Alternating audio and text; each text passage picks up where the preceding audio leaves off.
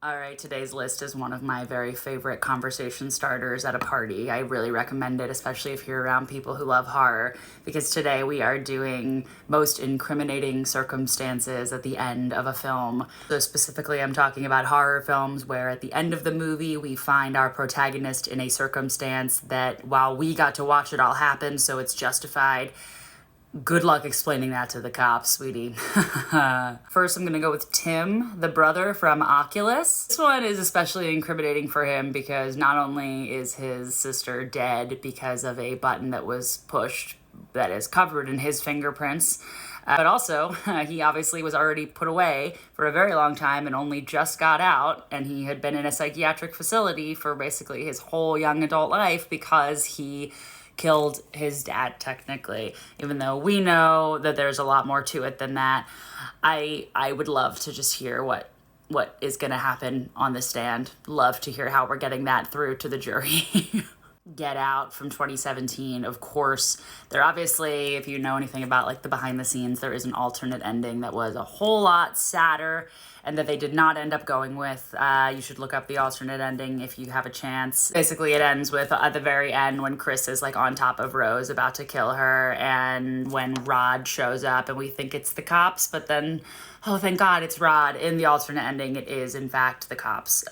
Obviously, very brutal to think about the outcome of that, given all of our socio-political landscape, given that they are a wealthy white family in the Armitages and Chris is just visiting. But fuck, even with the actual ending that we did go with, not the alternate ending, I still have no idea how he's explaining that. I know that there's evidence downstairs, but I also know that the house is burning. So what I worry about is that there's not even going to be the proof of like the videotapes or any of that, and that, I mean, whatever, we never know. I think it's for the best. Obviously, I guess he has Rod to back him up, but I don't really think anyone believes Rod. T.S. motherfucking A is great, but does not get you very far in a court of law. Tucker and Dale. I mean, I know that's kind of the point of the movie. That's the joke. They have that whole incredible scene where they're talking to the cops and he's like, I have had a doozy of a day. I don't know how, I mean, we see a flash forward later when we get to see Dale and Allie out on a date at the bowling alley. So I take it that they did not do hard time, but I'd love to know how. I guess Allie, like, whatever, justified it, corroborated their story, whatever, but I feel like it's going to take a little more than that, given that all those kids who died have families, presumably with some money. I don't really feel like 7 college kids die in those crazy circumstances like that, and that Tucker and Dale just get off on like a, oh, what a miscommunication. Although I'm happy that they did.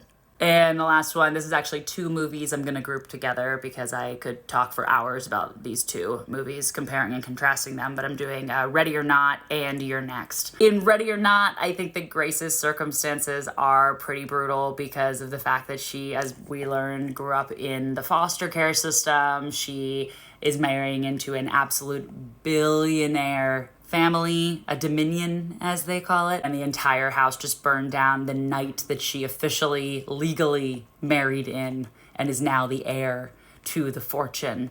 It's not looking good, and all of the evidence is gone, so I don't really know what we're gonna do. I have to hope that Mr. LaBelle is gonna have some pull with the jury and the judge, but obviously Ready or Not 2 is coming out relatively soon, so I am excited to see how they address that. And of course, Erin in You're Next. Erin, I think, has a very odd situation because she's just meeting this family. She obviously also is not American. She goes to meet his family, who are not billionaires, but I would say definitely millionaires, and they are all whole ass murdered. And obviously the most incriminating thing for Erin is that not only does the police officer walk in on her stabbing Crispin with no background information as to what happened, but also then she has everything rigged up Home Alone style, so then that cop even dies. So it is not looking good. I think the lucky thing for everyone that I listed, though, is that they all have one thing that will always work in their favor in a court of law, which is that they are hot,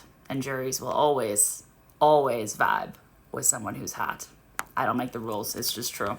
Okay, what did I miss on the list, though? Because there's a lot of people, actually. I hate when movies end like this because it makes me so anxious, but I fucking love to talk about it.